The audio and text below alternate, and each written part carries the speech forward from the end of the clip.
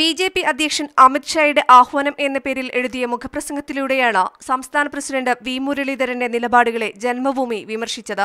വോട്ടിനൊപ്പം സീറ്റും ഉറപ്പാക്കണം, അതിന് ബോധപൂർവമായ ശ്രമം വേണമെന്ന ബി.ജെ.പി. അധ്യക്ഷന്റെ പ്രഥമ പ്രസംഗം ഉദ്ധരിച്ചാണ് സംസ്ഥാന പ്രസിഡന്റിനെതിരെയുള്ള മുഖപ്രസംഗം.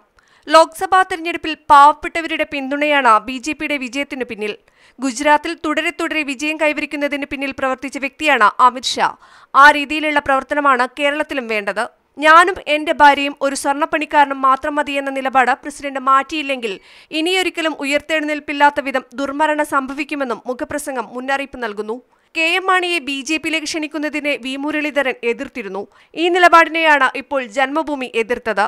നയവും വേണം, പരിപാടികളും വേണം, അതോടൊപ്പം അടവു നയവും രാഷ്ട്രീയത്തിൽ അനിവാര്യമാണെന്ന് പറഞ്ഞാണ് മുഖപ്രസംഗം അവസാനിക്കുന്നത്. അടവു നയ രാഷ്ട്രീയമില്ലാതെ ബി.ജെ.പിക്ക് കേരളത്തിൽ പിടിച്ചു നിൽക്കാനാവില്ലെന്ന തുറന്ന പ്രഖ്യാപനം തന്നെയാണ് മുഖപ്രസംഗത്തിലുള്ളത്. മീഡിയ 1 തിരുവനന്തപുരം.